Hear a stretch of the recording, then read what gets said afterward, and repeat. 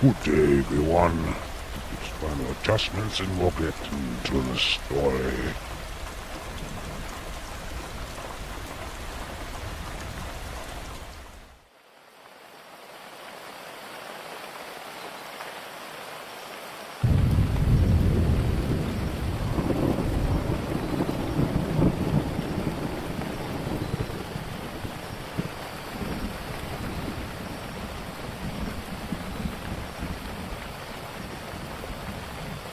Much better.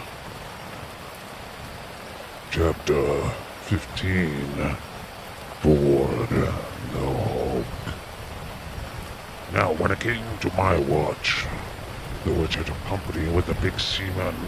The moon had not yet risen, and all there it was vastly dark.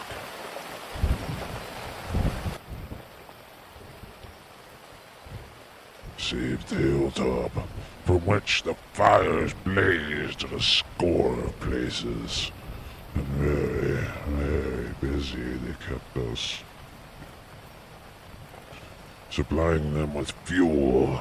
And then when maybe the half of our watch had passed, the big seaman, who had been fed the fires upon the weed side of the hilltop, came across to me and bade me to come and put my hand upon the lesser rope. For that, he thought, and they in the ship were anxious to haul it in so that they might send some message across to us. Not his words. I asked him very anxiously.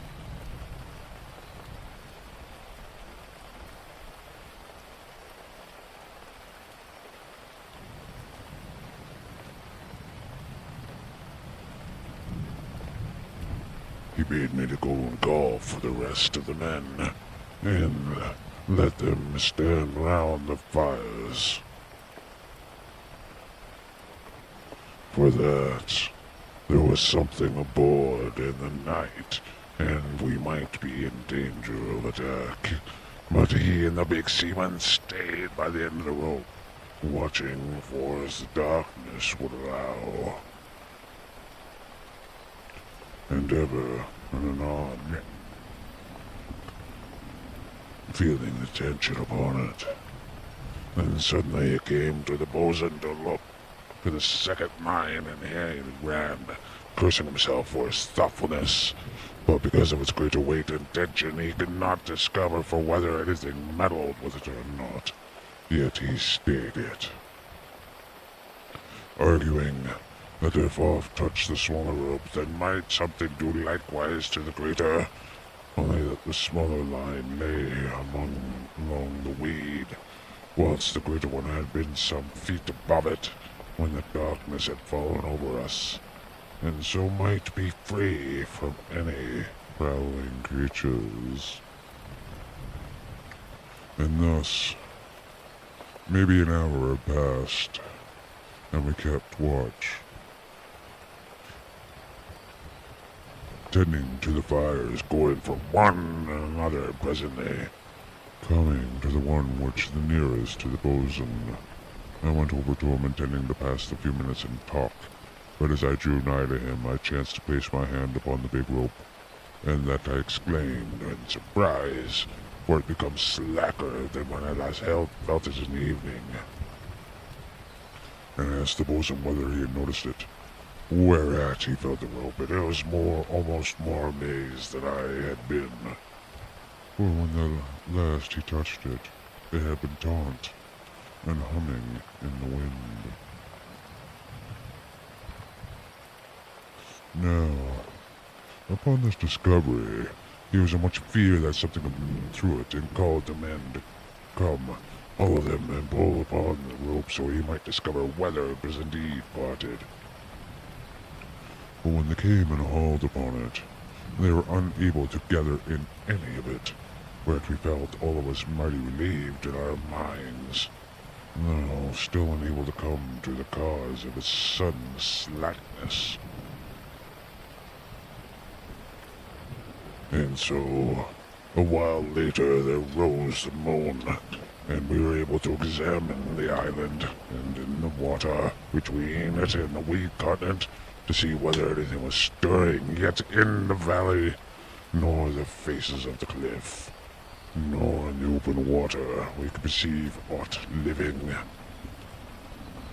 As for among the weed,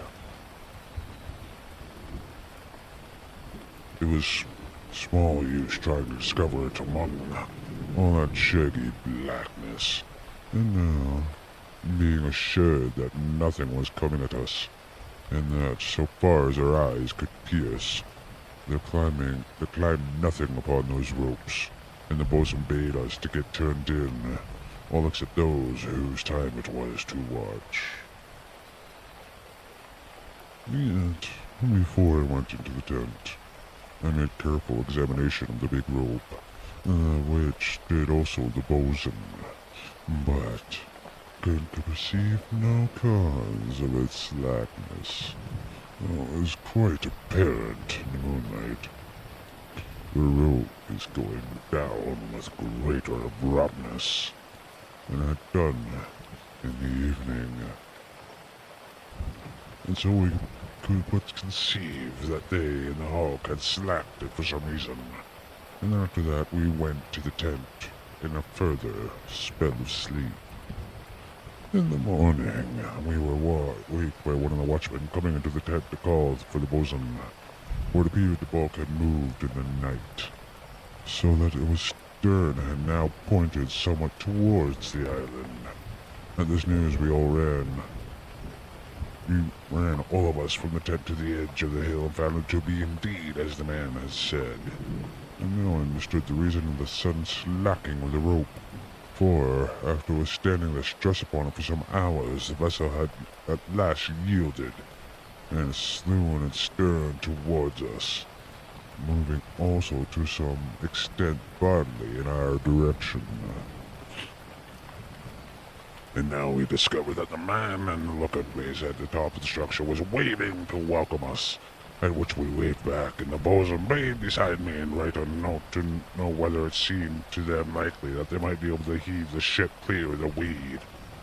And this I did, greatly excited within myself at this new thought, as indeed was the bosun himself and the rest of the men, for they did this. And then how easily solved were every problem of coming to our own country. But it seemed too good a thing to have come true, and yet I could but hope. And so, when my letter was completed, and we put it up in the little oilskin band and singled those in the ship to haul upon the line. Yet, when they went to haul, there came a mighty splatter amongst the weed, and they seemed unable to gather in any of the slack. And then, after a certain pause, I saw the man look out and pointed at something, and immediately afterwards there belched out in front of him a little puff of smoke. And presently I got the report of a musket, so I knew that he was firing at something in the weed. He fired again, and once more, and after that they were able to haul in upon the line, which I had perceived that his fires proved effectual. Yet we had no knowledge of the thing which we had discharged his weapon.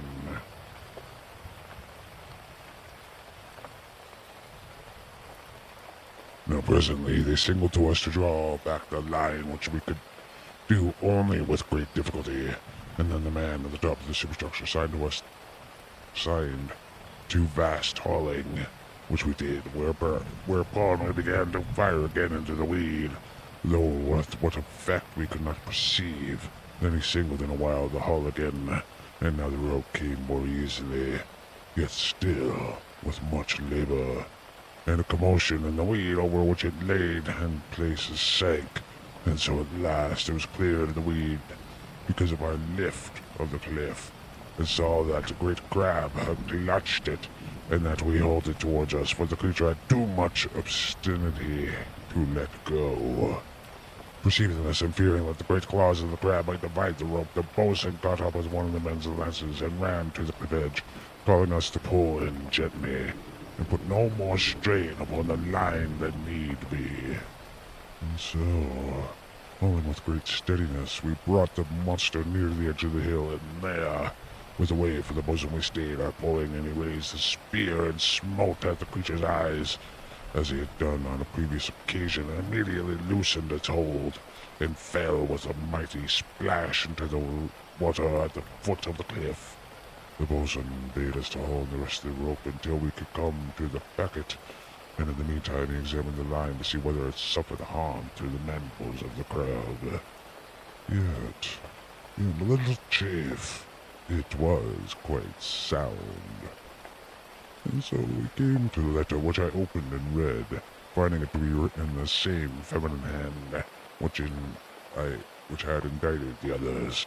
For it we gathered that the ship had burst through a very thick mass of the weed and compacted itself about her, and that the second mate, who was only officer remaining to them, thought it might be a good chance to heave the vessel out, though it would have to be done with great slowness, so to allow the weed to part gradually.